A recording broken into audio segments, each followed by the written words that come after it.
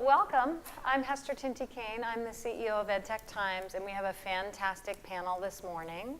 Our focus is on extended reality in education and how, in particular, content creation in extended reality can really democratize that platform and computer science in general. So we want to have as interactive a session as we can. Please feel free to stop and interrupt us whenever you have a thought or an idea or a question. Welcome. So I'd like to introduce the panel, and we'll just go right down. I had everybody sit in alphabetical order so I can remember people's names a little bit better. So I'd like to introduce Mark Anderson, and he is co-founder and other official title at Lifelike? President, yep. Of Lifelike? Yeah. Yep, and you're down from San Francisco today, right? Exactly, yeah, exactly. Excellent, great. And we have Nick Clayton, and he is from a local school district that you're going to have to say out loud a second time. Victor Elementary School District. Victor Elementary School District. Somewhat and local. What are the ages of students you teach? I teach 4th, 5th, and 6th grade special education students. Fantastic. So, yeah. And we have Hassan Karani here. He is with the Facebook EdMod team. And we have Anthony Owen here, and he is with the State of Arkansas Department of Education, and he is leading computer science. Director of computer science? Director of Computer Science, and recently named Chief State STEM Officer. Fantastic. Nice. So we've got some really interesting initiatives that are being worked on in both of these cases. So maybe we can start with you, Nick, and you can talk to us a little bit about the initiative that you've been working on with Lifelike. Sure. As far as Lifelike goes, I've been involved in bringing it to my classroom, talking about it with my district. I'm a part of the district technology committee, and Lifelike, I have students that are really interested in science. Yes, we have a question. I want to start by saying what Lifelike is.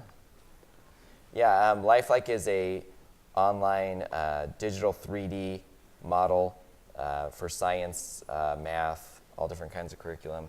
He could probably speak a little better about it.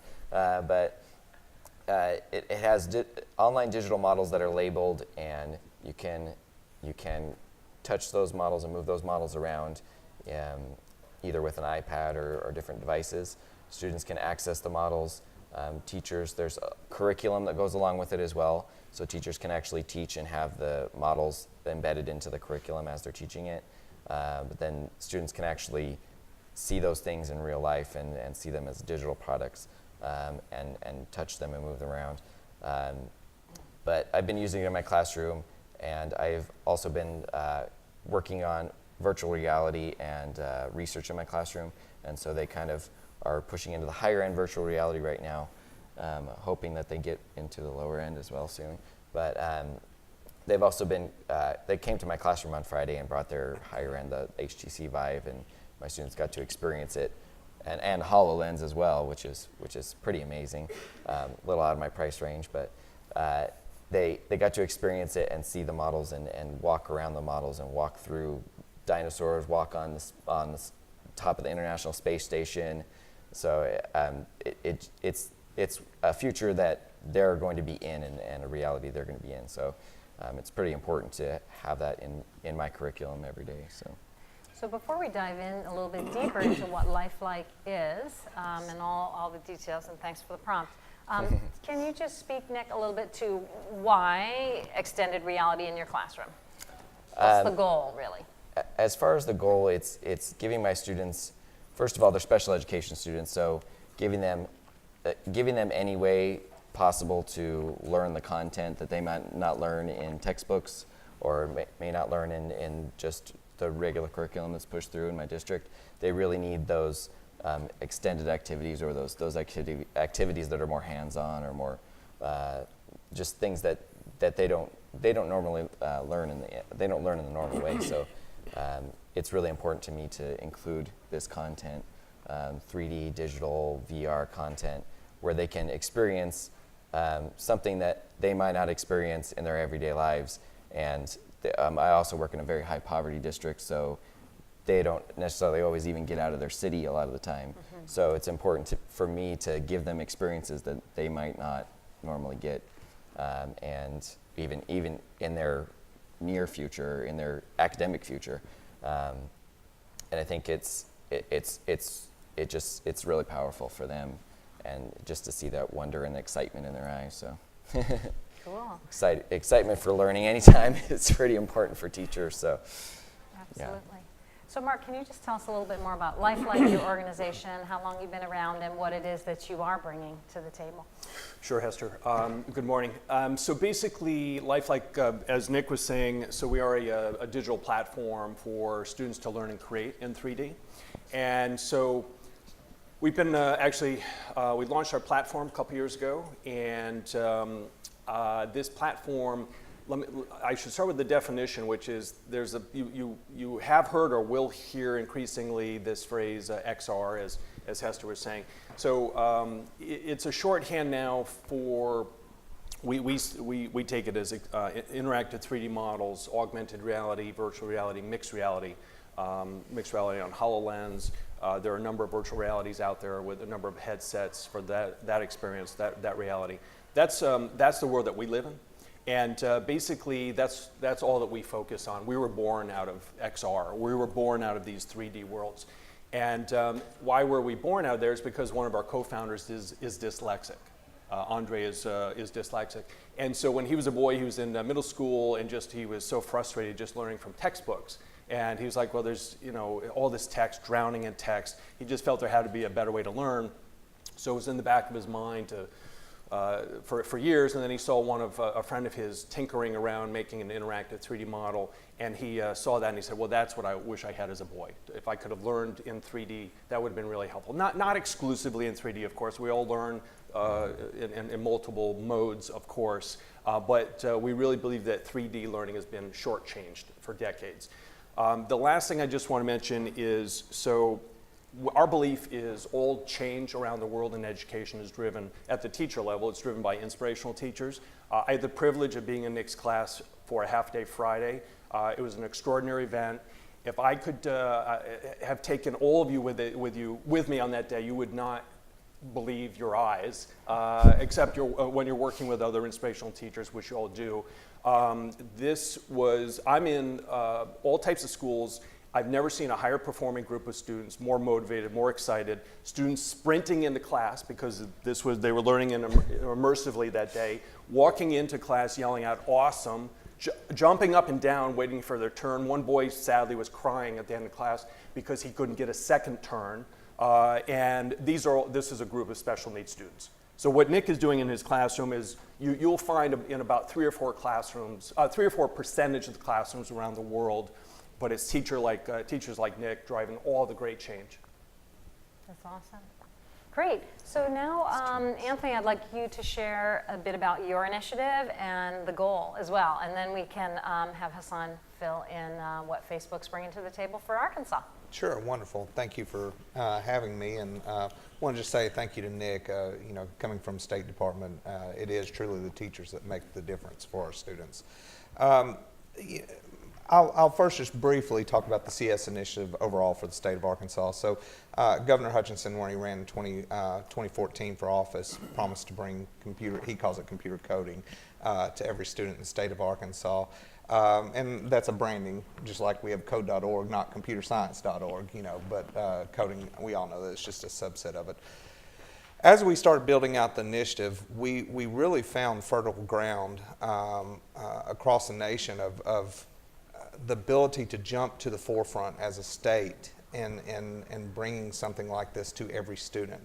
And when I say something like this, I'm talking about a CS initiative as a whole. There are a lot of states around the nation that have had grassroots efforts. There are some that have tried a top-down policy module but have not either had the funding side of it or had not had the legislative side of it.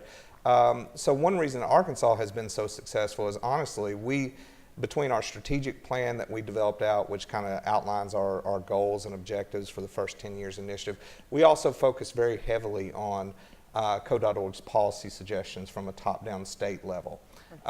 We had full bipartisan support that has put basically $15 million dedicated to CS education over 6 years. That's more than any other state in the nation. We have had legislation, comprehensive legislation, that requires every high school to make available to students at least one high-quality computer science course. No, we don't consider typing or spreadsheet manipulation as computer science. And honestly, that gets into the equity and access issue. We saw an increase from about 1,000 students across the state taking a high-quality computer science course to over 4,000 in just 1 year of the initiative. Wow. So based on the growth and based on, and I could talk about that for a while, and that's usually what I share is how our initiative ramped up. But I want to circle around to really how we got Facebook involved and just that partnership and expound a little bit upon that as part of this greater initiative. One thing that our office does get is a lot of contact from companies that want to be involved. When you're leading something, you have companies that want to be involved in it. So I always try to say, well, what is it that this company does that's a niche market that they do well and can be a benefit to my state and my students?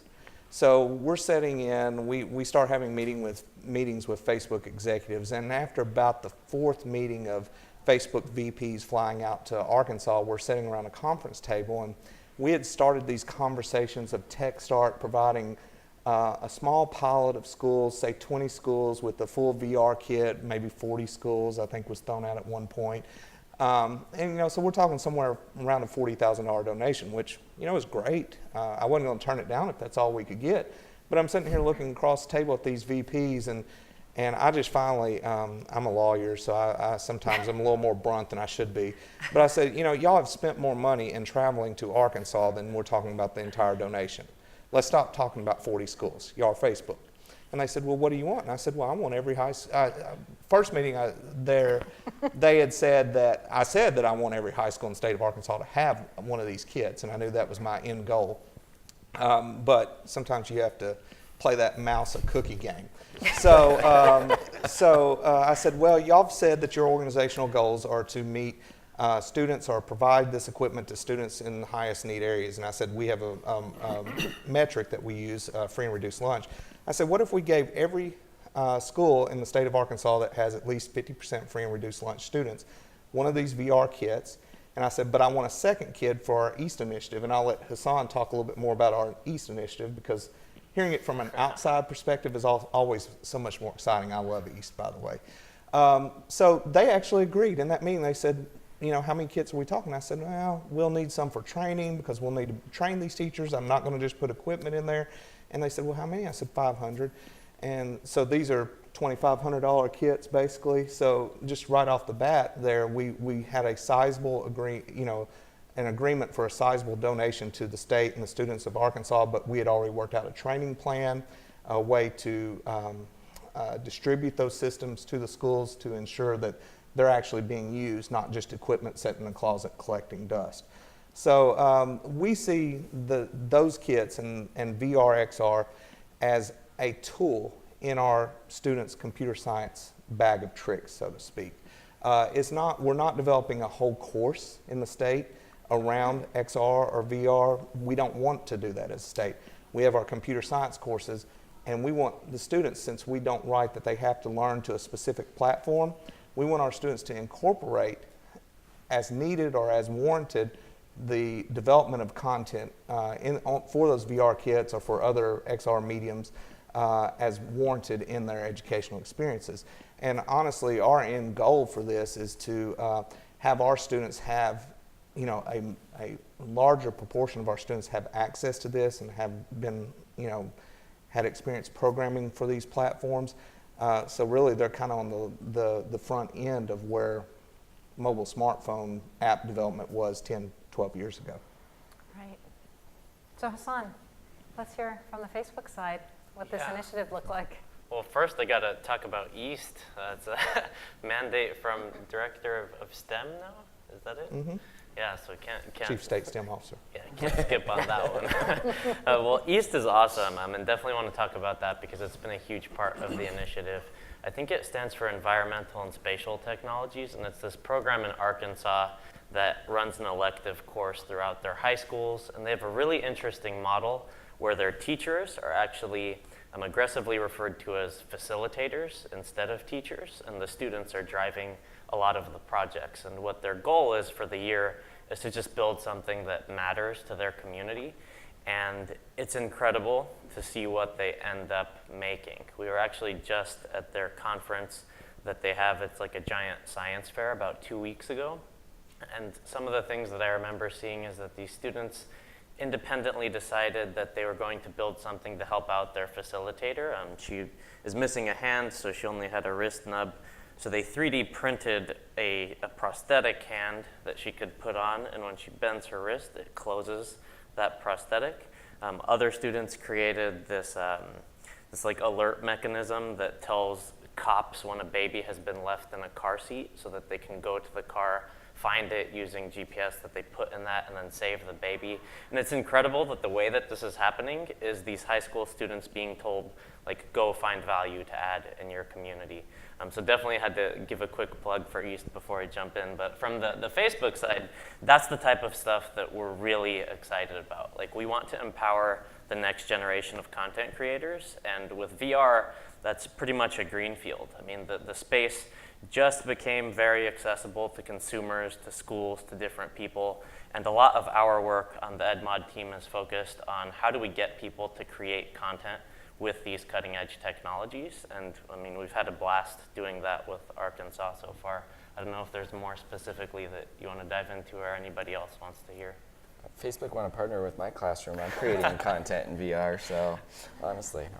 So that was We'll have a conversation later. I was just going to say, Hassan, that was great to actually hear you describe some of what you saw there at the East Science Fair, if that's what it is. So Nick, I know that you had a couple of examples, and we were originally going to show a visual, but I think you could probably talk us through. Can you just actually share some of what your students are building with Lifelike?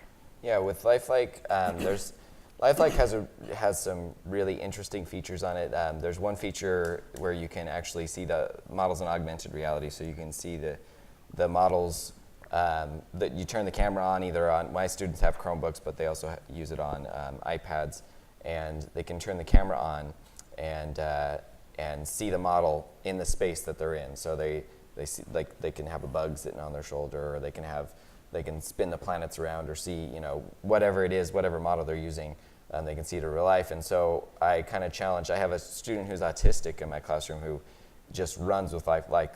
That's his go-to program. He when he wants the iPad, or when he's done with his work, which he's one of my higher end students, and he's done with his work, he wants to go to Lifelike. He wants to see the model of the volcano. He's obsessed with volcanoes. He wants to see the model and see all the breakdown of the volcano, how the magma works and everything. And Lifelike has an actual moving model of that. But I challenged him to create a project with it, and we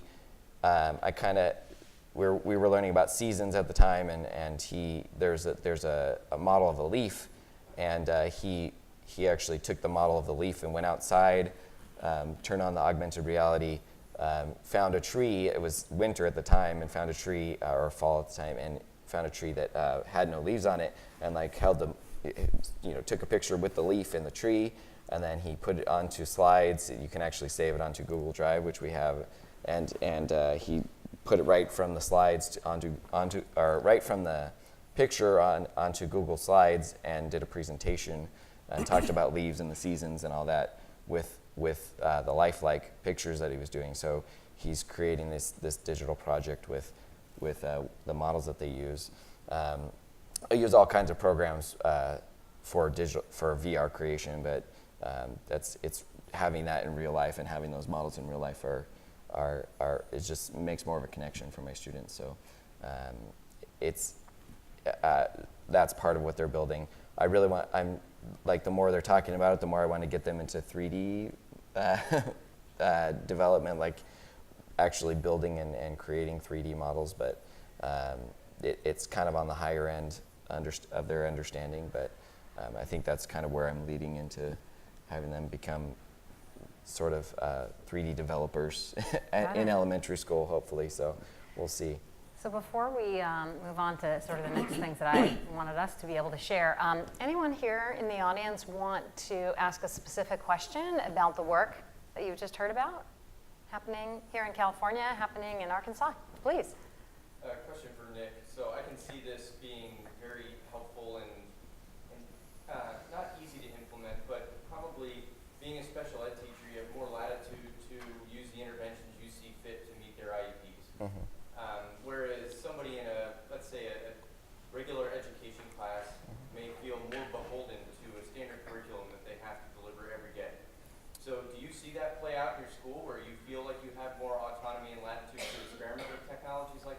I would say I probably do to a degree, but I also have electives where I bring students into my classroom, and you know, these technologies, I kind of work them into just my everyday, my reading and writing and everything, and they actually have a full aligned curriculum to NGSS and to Common Core standards. So this, I mean, if they're teaching science, this can be aligned to those areas, and they can work that into their curriculum. But also, you know, the curriculum is out there, so they could adopt it, and it can be part of that everyday teaching. And he goes out. Mark goes out to schools and kind of shows them how to adopt this. And I mean, it's pretty well aligned to like science. They have math models on there, so it can easily be added into that curriculum and supplemented. But I mean, I do have a little more autonomy, but I also, everything is aligned to my standards. My IEP goals, everything has to go along with standards. So the things that I'm teaching are aligned to what everyone is beholden to. I just have a different timeline than other teachers. Obviously, you know, they have a certain timeline. They have to get a certain amount of stuff taught. I know the whole, you know, the whole story. But if they have something like a model where they're much more interested and excited to actually see that, you know, that time will be filled in an easier method or an easier way. So I think having these tools are pretty important, because it can get them more excited, can get them more focused and engaged, and that can easily make that time, you know, give them time for other things that they may need to teach. So. And what I think is interesting, and I know we have a couple more questions, we have Anthony who's really working from a top level down across the districts in his state, and we have Nick who's really working within one district, sort of trying to scale up. So, you know, we've got two great resources here. Some other questions? Yes. So I guess this is for Hassan and Anthony in a way. So Facebook's goal is to empower the next generation of creators. What investments are being made on the artistic side of like XR? So we've got some investments in the coding side. What about 3D art, animation, you know, what we call technical artists? Sure. Can I go Great first? question. You go right ahead, sir. Oh man, I mean, VR is a natural fit for technical art and art in general. Just by a show of hands, who has tried a VR experience? Who has tried building a VR experience? Still nice, awesome. But building a VR experience, you inherently have to start learning about art, game design, aesthetics, even things as deep as color theory and color palettes. It's very similar in a sense to game design, and actually a lot of the tools that you use for VR development and AR development, they're the same as the game industry and even the film industry. So I think what's really cool about VR, AR, XR broadly is that the tools already lend themselves to more creative outlets such as art and other things like that. And that's a really cool approach, I believe, to introducing STEM in computer science, because you can get beyond just getting students interested in the code and the output of that, and actually show that, you know, computer science is very cross-disciplinary depending on what you apply it to. With the example in VR and AR, you won't be able to create something that is really good without including a lot of technical art. So it's really a natural byproduct of introducing students to it and getting them to create. Great. Other questions? Sure, yes. A question for Nick. Do Yeah. you find that other teachers, gen ed teachers, are starting to explore what you're doing? Is it spreading at all beyond the classroom? I think VR in general is spreading. XR is spreading a lot. I talk a lot with teachers on Twitter and outside of my classroom and district. And you know, I started a lot with virtual field trips and like doing the Skype thing and everything. And I think it leads naturally into like exploring and looking at things in VR. And I think the more that I introduce that to the teachers around me, the more fascinating they are. I had a teacher walk by, a kindergarten teacher walk by when we were doing the HoloLens, and she was like, "What are they doing?" And just explaining it to her, just it blows their minds. They become fascinated in it, and I think it's just a fascinating experience in itself. And I think that the more that people develop for that, and the more easier programs there are, and the more that people share, it becomes a lot easier to integrate that into curriculum. At your school in particular, though? Yeah, at my school in particular, with my electives, I bring a lot of people in. I have more of the upper grade teams. I bring the experiences to them, and kind of have. I use my lunch break a lot and bring the VR to them. So it's kind of hard with having the devices. Like I share that around to the other grade levels, but it seems like it's well, Lifelike has spread a lot more, but VR in general, it's kind of hard for people to see. It's still like just a new thing. It's still developing. So other than the experiences, it hasn't spread as much to my teams. They're still more focused on worrying about the everyday Common Core and even understanding the Common Core at this point. So I try to work that into whatever they may be doing, and show them that it's kind of important for students to be excited, because the students coming in are just getting bored and not wanting to be there. So this can be something that they want to come to and want to come to school. And the other students, once they leave those experiences, they're going and telling their other classmates. Like my elective students, they walk over. We had 3 general ed students come in, and they went over and told their classmates, and everyone was talking about it afterwards. Like that, it becomes something that they want to see. So the more that I inject that into them, hopefully it will spread more to my school. But. So I'm actually going to go back to something that Hassan put out there, and you're asking how many people in the room have experienced XR, and then how many people have built in XR. So I mean, it's one thing to provide access. It's another thing to actually facilitate the development. So let's talk a little bit about why building in XR is important, and how that connects with learning. Anyone want to begin with that? Well, I'll quickly say that the question about the artistic side, and I think this is the question of why Arkansas really went after this initiative. And you hit on one of my ulterior motives for this. And, as people realize that, and you look in the computer science education field, especially at K-12 level, there are not only issues with underrepresented populations, but just general access and enticement for students to take the course overall. So in Arkansas, we're approximately about 10% of our population right now, our high school population, taking computer science. What we see the ability to create content and really get in these emerging fields, and that artistic side especially, is that will attract a whole different group of students to the computer science field, that when you talk to them about computer programming, all they see is all they envision in their mind is the white geeky male sitting in the cubicle with Star Wars posters on the wall. So that's me. So that's what they envision. So if you can have these different technologies that give them a different glimpse into how they can create and be computer scientists, so to speak, and trust me, the programming that goes into creating some of these higher level applications for VR is just as difficult as mobile applications development. I mean, it's basically the same thing.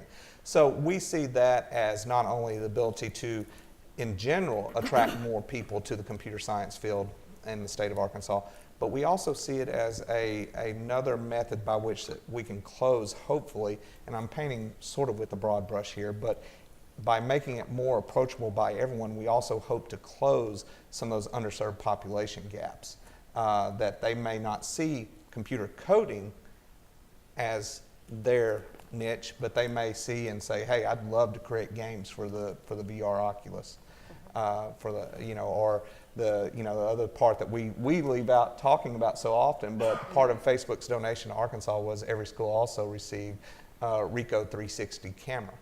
So we have a lot of schools using that to create 360 content. There's a lot of potential, not just in art and gaming and development and science, whatever. There's social, emotional pieces, people filming experiences where they're putting themselves, you know, it's giving people perspectives. There's so many aspects to what VR can do and do for students, just everyday lives. Well, and as Hassan said, you know, a big portion of our work and best success stories out of this is coming out of our East initiative. And, you know, I have a ton of stories, but I'll share one with you just briefly talking about the 360 camera and the creation of the 360 content. There was a group of students in the East at our North Little Rock High School that obviously with the issues with school shootings that we have, they were very concerned about the safety of their school.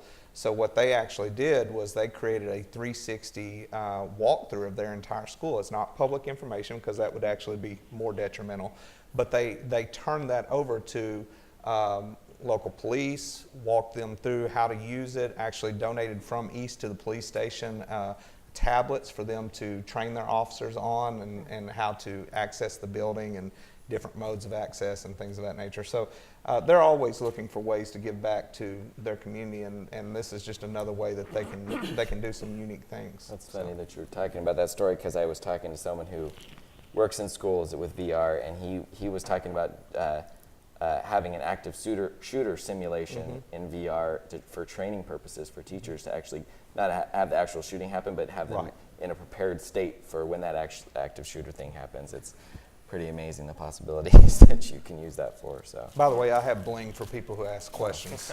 Nice. Good bling too. It's a 4 gig.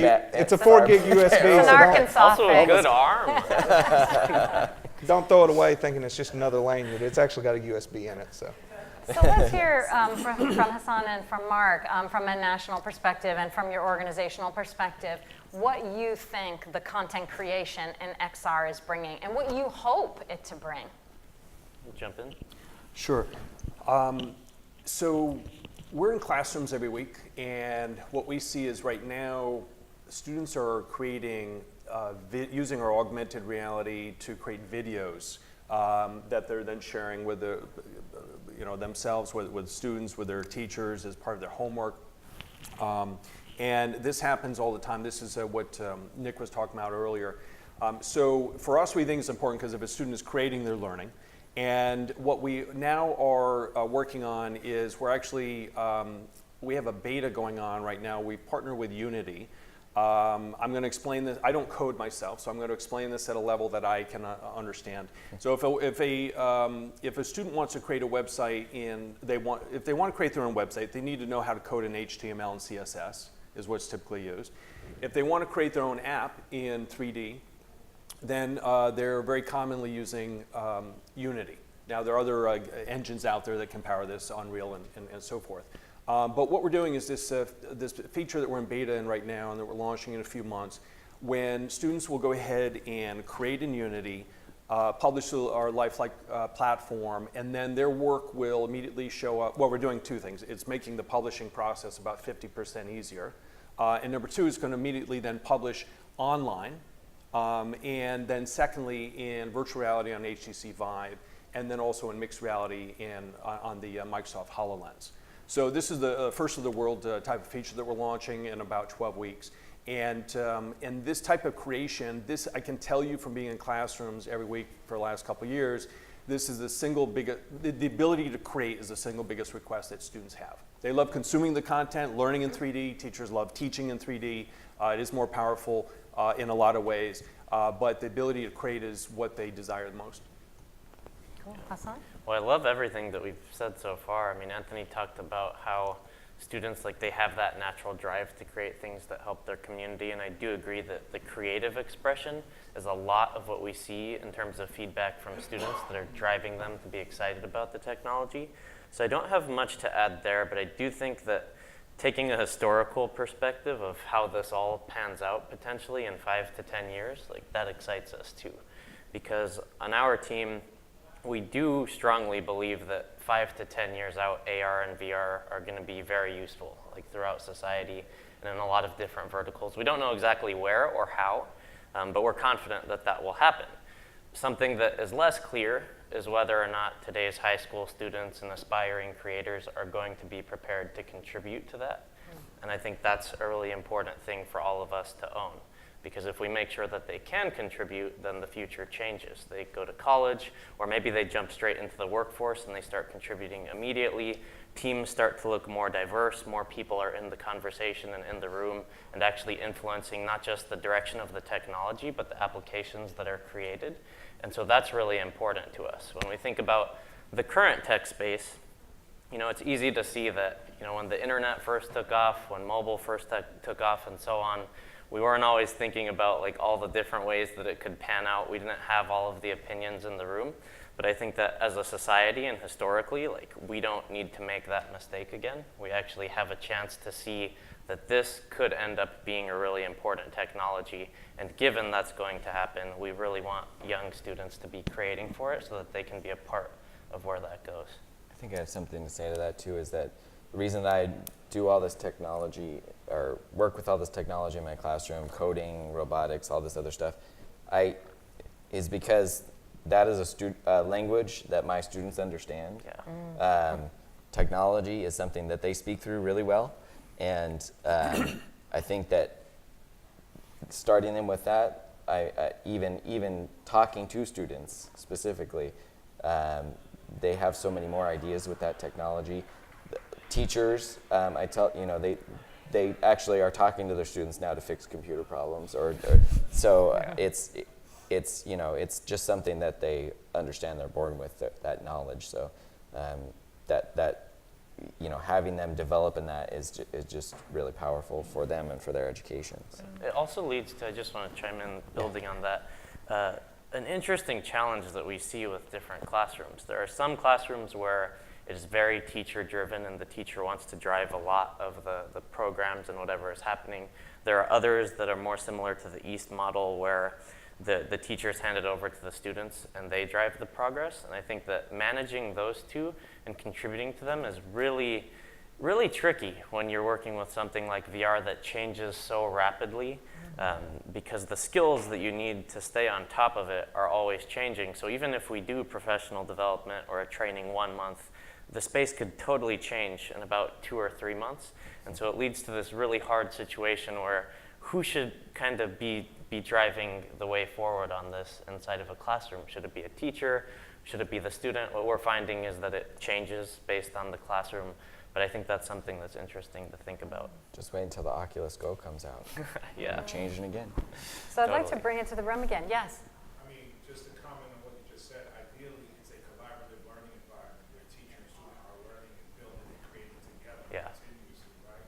I wanted to ask you, what's your footprint like in New York City?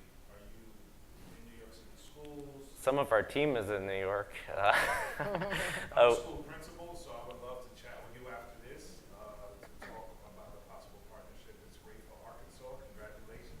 I think there are a lot of possibilities in New York also. Yeah, I would love to talk more. We work with a few different schools actually across different states.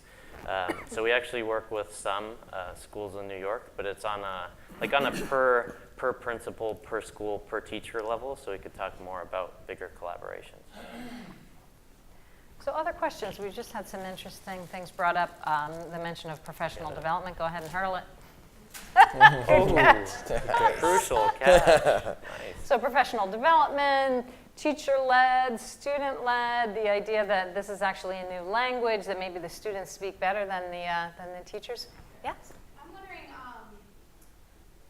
is there any cross-curriculum? Are you leading in the humanities courses at all, or how do you see that you'd be able to do that with speaking standards, writing, et cetera? Specifically, I actually have, there's a program that I use where I have my students, after we read a book, I have them build a different ending to the story with 3D objects. and then actually you have the ability to write and do speech bubbles inside of it. And so they're actually writing from the character's perspective, and they're building, they're creating in 3D, and then they can actually collaborate on the space with other students, or they can share it out as well. And so then they can put it in VR with our cardboard sets, and they can actually walk through that experience. So they could actually build a full writing project, 3D project in VR. So I mean, it can be, the ability to create can be applied to any of that. So and there's a lot of programs out there that are easily used to supplement that, supplement in different subject areas or different fields. I think it's just a matter of imagination and how to use them to those fields. And I think the companies are doing really well. I want to make sure I thank Lifelike and their support and everything, and everyone for saying the very kind words. But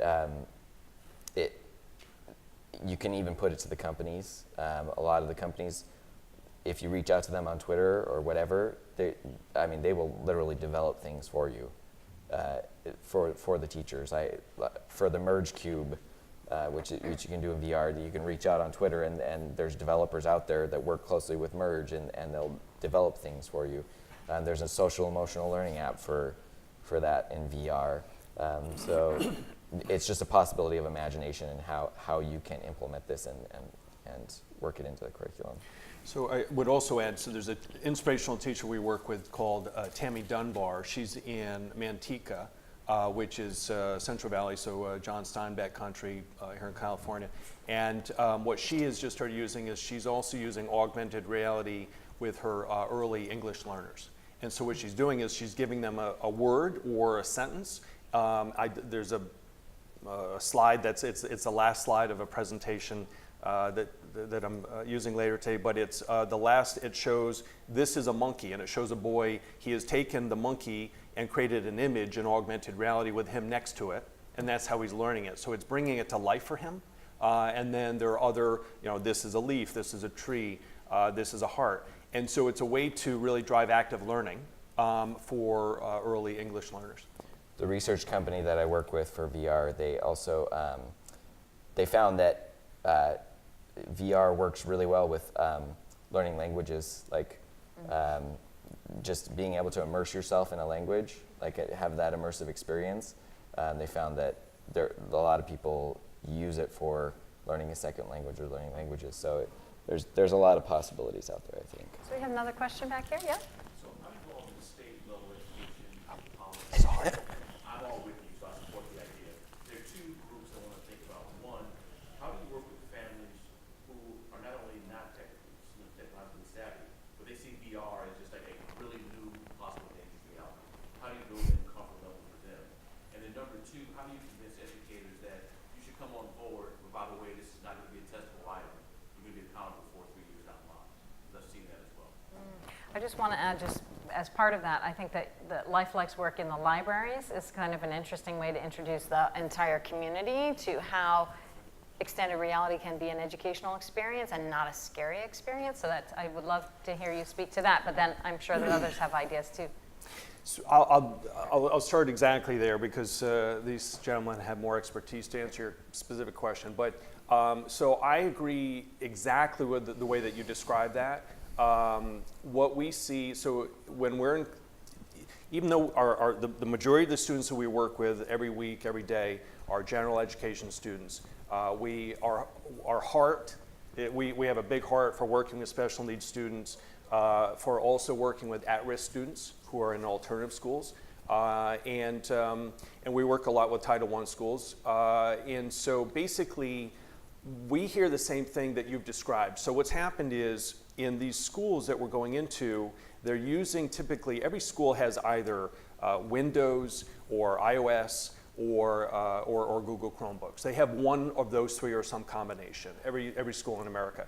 And so they're starting with, not to say this in a self-serving way, but this is just what I know, is they're starting with our interactive 3D models first, which also includes augmented reality. So that every school in America can have that today, and there hasn't been any concern or fear from the parents. The parents love it, even if they're low tech. The first teacher in the world, to my knowledge, that taught with our learning experiences in virtual reality and HTC Vive, she makes sure that I tell everyone that she's a grandmother and low tech. She's a grandmother, and she'll yell at me if I don't repeat that. So she said, look, if I can learn it, any teacher in the world can do it. So now getting to the virtual reality and the mixed reality side of what you're talking about, because that's where it then does come in increasingly, absolutely. What's happening is these things are, VR is, I'm seeing it as more, like a 1 to 3 year thing, mixed reality, 1 to 4 years, and continuing. So these are, yes, they're very early on, and the way that we're introducing them into the public is what Hester was just referring to.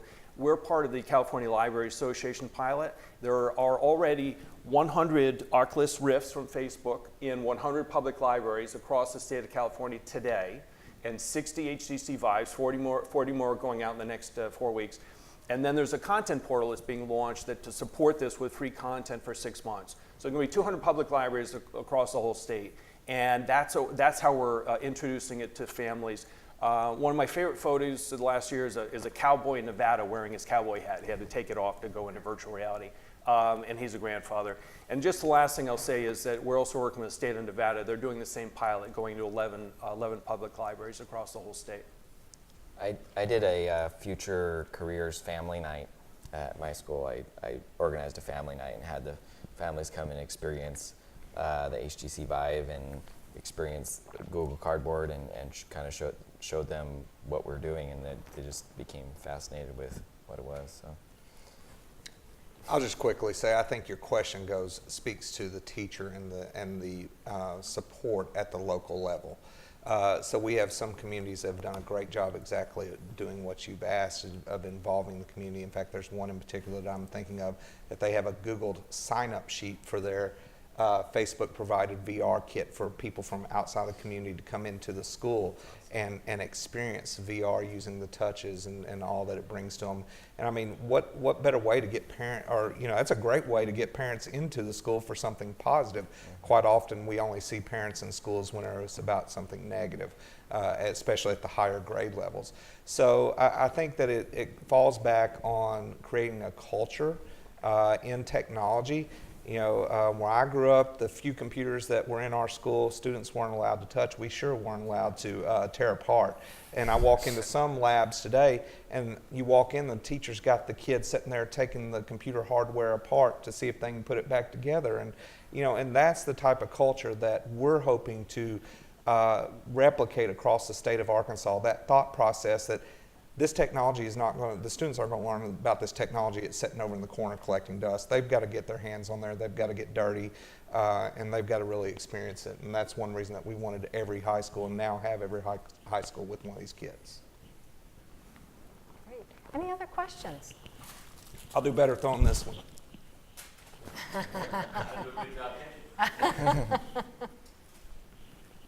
Anything else? Yeah, sure.